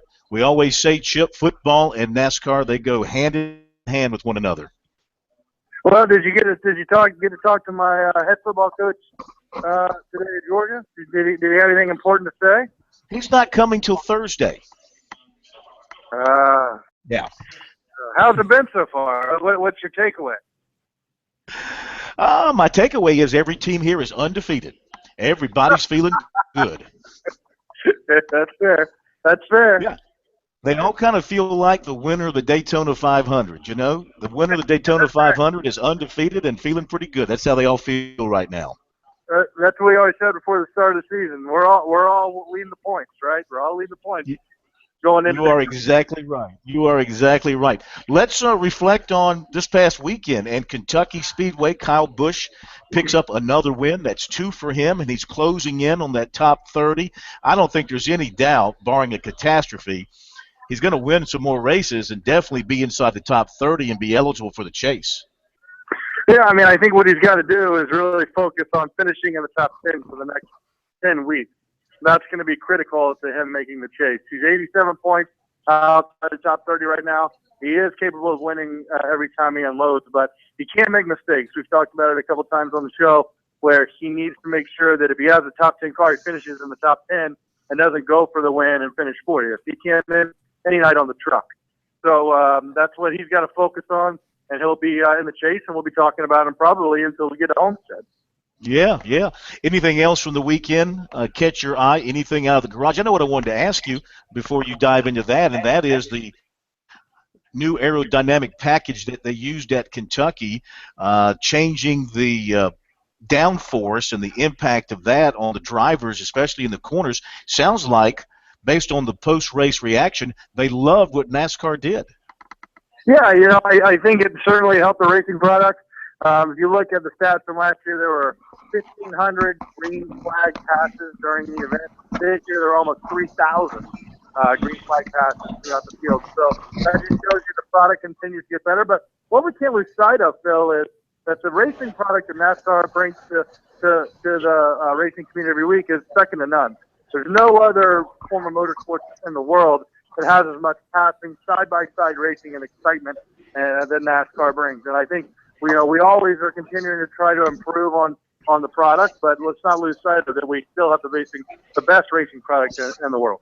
Yeah, and the thing I like about races like at Kentucky, these 1.5-mile tracks, where you got really good speed, you don't have the restrictor plates, you don't have the cars all forced to run together in packs and run together at the same speed, and you can see passing, and you can see a car late in the race out front, but if a car behind it is on fresher tires or is handling better, whatever the case may be, they can catch up and pass and move on and not depend on the draft or a push from somebody else. And I think that's what we like, right? You can get behind the car, you can get that car loose, which means the back end wants to come around and make the pass. And that's how we raced up until the Gen 6 car, and they're just so aero-dependent these days that it kind of takes some of the racing part of it out of it, and I think we're getting that back. I think the unique thing for us at Darlington is going to be we're going to have the same aero package they have this weekend, or they had last weekend in Kentucky, yet we're going to have a softer tire. And softer tires breed more passing, and at a place like Darlington where tires fall off 5 seconds over the course of a run, you're going to see the guys that really conserve tires and are easy on their equipment, they're going to be really fast late in a run, where a guy like Kevin Harvick, who is 100 miles an hour with his hair on fire, start of the run's going to wear his stuff out early. So I think it'll be a swing and kind of who's up front throughout the race, and that's what makes it exciting for the fans. Do you think, when it comes to Darlington, that this is going to lead to more riskier pass attempts, guys trying to make moves in the corners when before they might not attempt that and would wait until getting down one of the stretches? Well, I think what it's going to do is it's going to play into strategy late in the race. In a place like Darlington where tires fall off so quickly, you're going to have folks who are going to take a risk knowing that if they win, they're in the chase. But then you're also going to have folks who come and put tires on with a late race caution and try to make their way back up to the field. So I think there's going to be two different strategies that are both going to play out when they come see us in September. Be interesting to see who wins. I guess it's fresher tires win every time, but you never know. Yeah. Talking with Chip Weil, president of Darlington. My first chance to talk to you since what happened at Daytona back on July 4th weekend, and I know that you're tied in with the folks at NASCAR, the owners of Daytona, and then we saw a truck get into the restraining fence at Kentucky this past weekend. So what are the officials in NASCAR? What are you hearing from them about that and what they plan to do, if anything? Well, I think what we can't lose sight of is that the fence and the car both did their job. Nobody got hurt, right? The driver walked away with no injuries other than a sore back, and that could have happened before the wreck. You know, they're and those cars all tight, and no race fan got hurt. One person had to go to the hospital to get checked out, but they were released really quickly. And so no cuts and scrapes, no major injury. That's a win for our sport. I think that shows the innovation that NASCAR put into. Well, you know, when it comes to the fans and those who sit down low and by the fences, I mean, I know those fences do a great job in keeping the cars on the track and trying to keep debris from getting outside the track and into the stands. After a typical race at Darlington, I mean, things are coming off the cars all the time, very small parts or whatever the case may be. Do you guys have many issues with fans in the stands getting hit by something coming off the track or flying off one of the cars? Well, Corn, that's a great question. I'm not going to answer it though because I'm going to hang up on you. That's how we didn't have Did we any lose Chip? Yeah, his phone. We've got maybe some weather down in the PD area or something. He just Well, K-Mac, answer the question for me. Fizzled a little bit, burped a little bit. It's a great question, Corn. I think some of the greatest questions deserve no answers. Like Steve Spurrier not answering your question about if somebody could throw for 3,500 yards or a combination of people could do it. He just said, I don't know, Phil. I don't know. Anyway, going back to my racing question, have we lost Chip for good? No, he's back. Okay. Hey, Chip. Yeah, you ask hard questions. I just hang up on That's the best way to do it, isn't it? Did you losing you? Hello. Did you hear the question? About safety, right? Well, okay, I'll repeat it. After a typical race at Darlington, especially for the fans that sit down low by the fences, things come off the cars, they come off the track. Y'all have to deal with much of that after a race. Fans needing to be treated for whatever the case may be, a lug nut flying into the stands or a piece of metal or anything like that? No, we don't. Luckily, we don't, and we're very fortunate that we don't have to deal with those things. At the end of the day, safety of our race fans is our number one concern, and I feel like as an industry, we do a really nice job of taking care of them. I think our biggest issue on race week, so moving back to Labor Day weekend, is going to be the heat. Everybody enjoying a nice adult beverage and then maybe not drinking enough water. We're going to have to give them, make sure they drink enough water or maybe give them an IV. So that's the biggest thing we got to deal with on race weekend. Have you started to sneak ahead and talk to the weather folks and asking them what their projections are for that weekend? Yeah, I'm praying every day. I tell you, I hope I'm living right. This is when the telltale sign, if you're living right when the weather's good. But we've been fortunate this summer to have really good weather. We had at the 4th of July Festival, it was 89 degrees, so I feel like we're in a good place. But the one thing we can't control is the weather, but I feel like we're in a really good spot with all the things we got going on. We're going to have 14 Hall of Famers at the racetrack, a lot of throwback paint schemes, so look forward to the Bojangles Southern 500 weekend. Oh, absolutely. Coming up at us fast. Thank you, Chip. Have yourself a great night, and thank you so much for being with us, Chip Wild, president of Darlington. And, boy, that's going to be one heck of a weekend. USC, North Carolina on Thursday, high school football Friday, college football Saturday, and racing on Sunday. Be right back.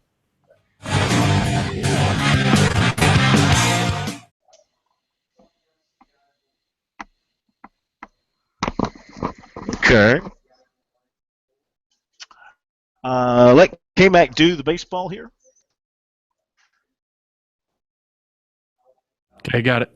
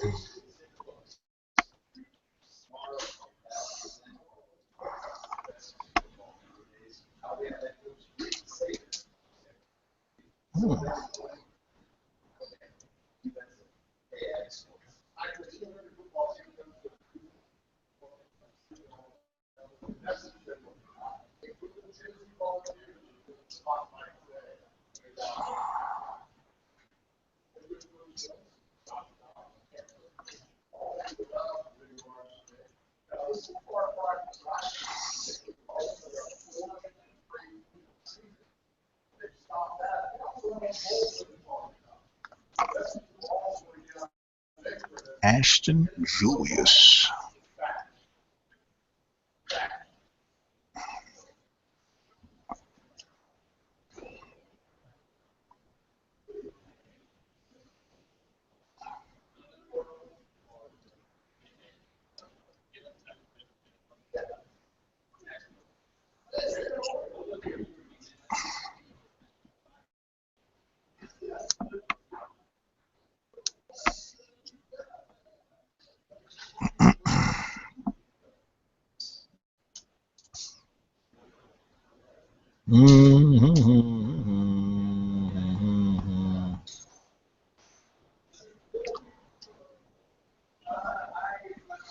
I K-Mac, take it back and do the baseball thing.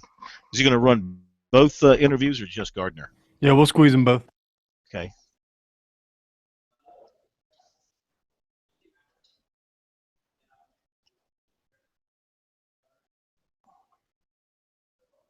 Darcy. Steve Spurrier just called Derry Noka Darcy before their SEC. It's Derry. Derry, huh? It feels great. You know, I'm really excited. And It's actually Dari there, Einstein. Well, I have no idea who he is, nor do I care. He's one of the latest tool bags on ESPNU. That's why I don't know his name.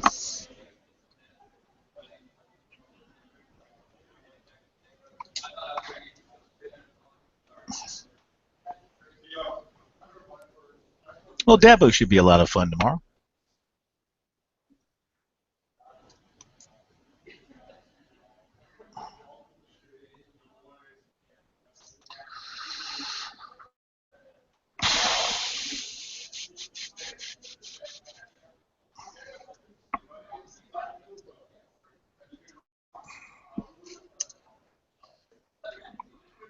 Corey, go ahead and mute yourself for me here, please. Mutated. All right, stand by, guys. Here we go.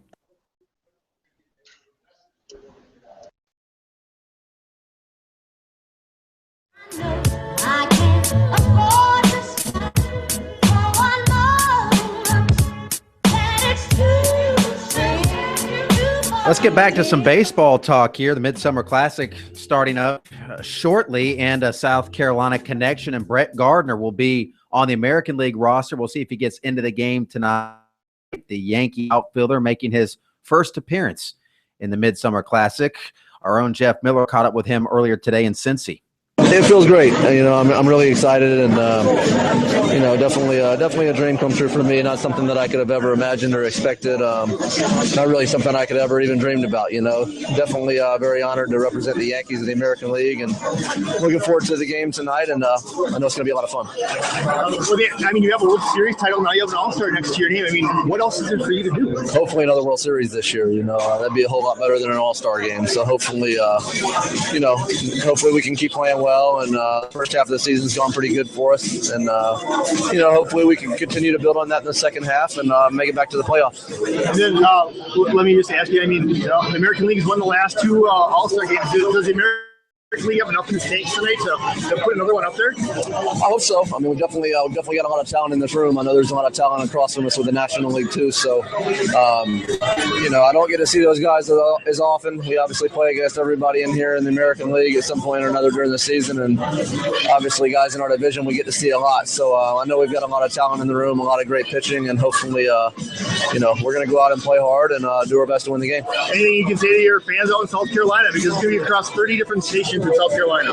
Yeah, just thanks for everybody's support. You know, obviously heard a lot of great things from people leading up to the All-Star game and the whole final vote deal. And I know that I didn't get in through the final vote, but I know there was a lot of people out there rooting for me and a lot of people out there voting for me. And just thanks for everybody that keeps up with me and roots for me. And you know, South Carolina will always be home to me, and you know, definitely a very special place to myself and to my family. And thanks for all their support.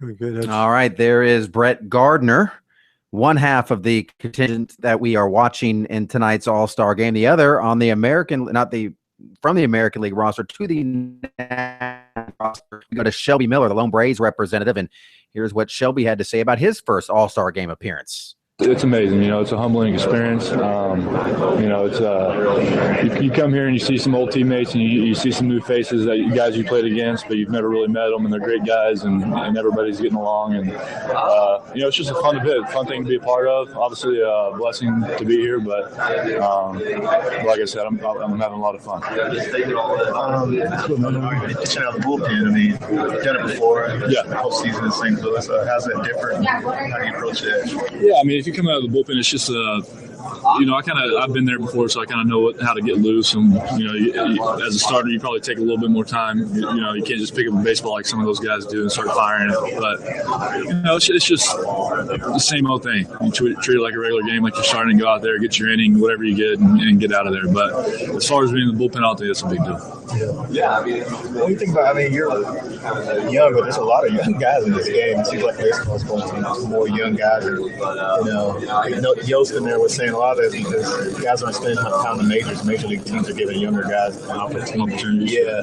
You see that kind of as a trend the way it's going? Yeah, I mean, there's definitely a lot of younger players in the game now compared to probably back in the 90s and whatever. I mean, it's just the game's kind of evolving and changing a little bit, but there's still those guys that have been around forever, that have been here for a while, still, playing great baseball and doing all that stuff. It's just that, I guess, as far as other guys getting opportunities and calling young guys up and coming up and performing, I mean, it's fun to see, it's fun to watch. And when you look around this room and how many young guys have made the All-Star team, it's pretty impressive too. So it's like I said, it's fun to be here, and it's impressive that everybody,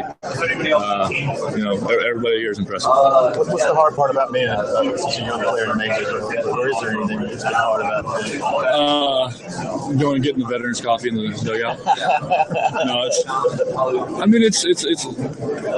been with two great teams, and as far as being a younger player, it's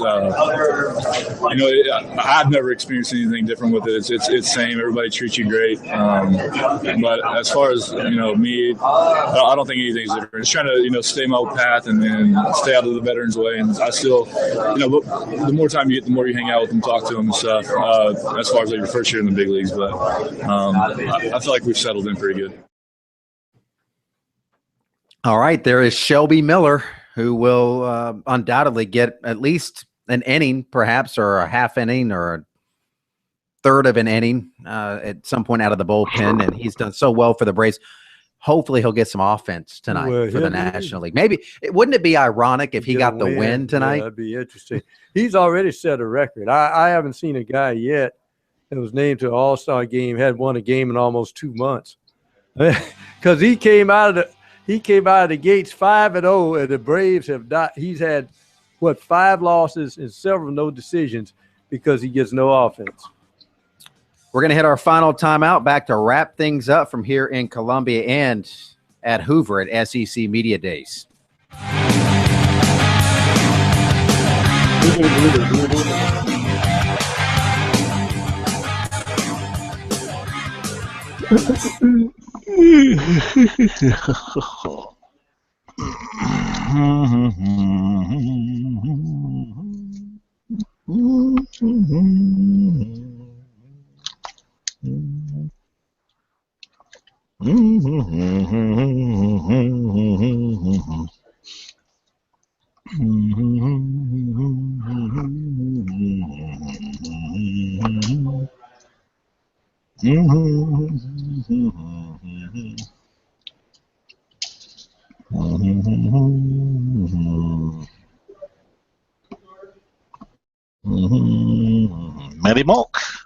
Matty Monk's going to be here tomorrow, ladies and gentlemen. Matty Monk. So we got 2 quarterbacks coming, right? 2 quarterbacks. Yeah. Okay. Yeah, I'll bring it back. I've got a few things to mention here.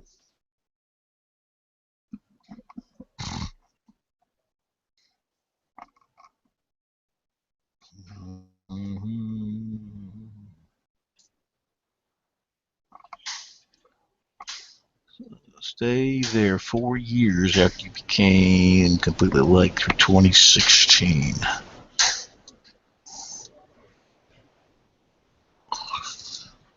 Do do do do do do do.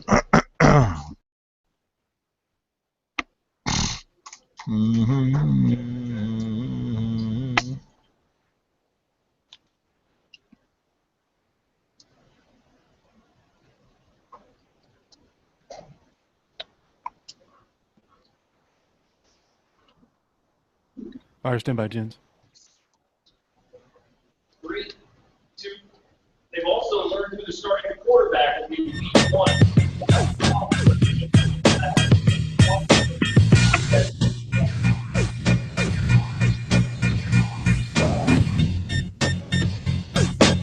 three of SEC Media Days coming up tomorrow here in Hoover, and it's going to be wild in the morning. I advise anybody listening to us in the state of South Carolina to stay away from the Winfrey Hotel tomorrow morning, because Alabama is coming.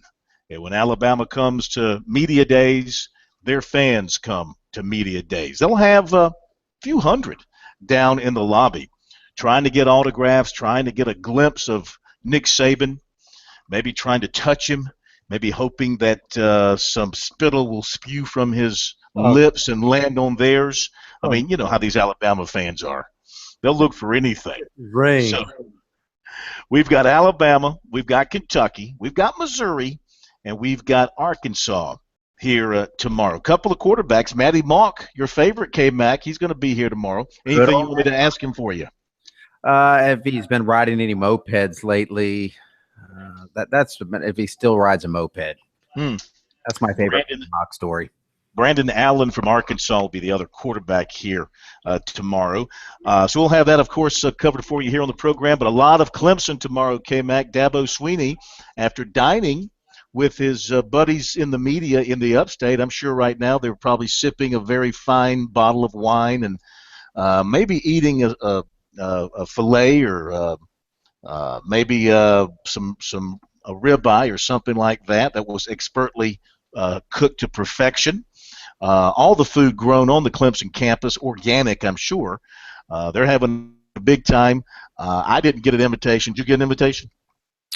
I did not get an invitation. I do think we have an open invitation. We just don't normally go up for those events. Why don't you go up? I mean, I'm here. I can't go. You could go up for dinner and then hang over.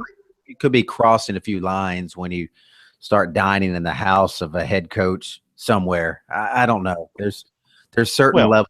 I don't really want to. Hey, Dabo, where's your bathroom? That's not a question that I ever want to ask Dabo. Well, you know, I have been in Tommy Bowden's bedroom before. You know, so I will admit to crossing that line and hanging out in Tommy Bowden's bedroom. How did that turn out for him?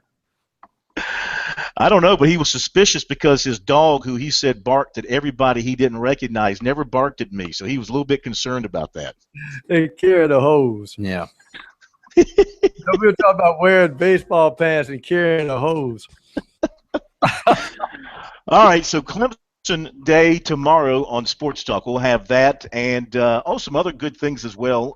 Coverage from here, of course. And Fisher DeBerry is with us tomorrow night. We've got the upcoming Coaches for Charity event, and the coach will join us to talk about what he has planned for that in just a couple of weeks in Columbia. Of course, we'll be there for the Coaches for Charity event as well. So we got a lot of stuff coming your way tomorrow night on Sports Talk. And I wanted to mention here, well, I don't really have time, do I? I was going to mention a couple of other recruiting items, but I'll save them for tomorrow night. And I'll say this, K-Mac, safe travels up to Clemson for you tomorrow. Pro, thank you. State Man, thank you. And we'll see everyone tomorrow night here on Sports Talk. Have a good night.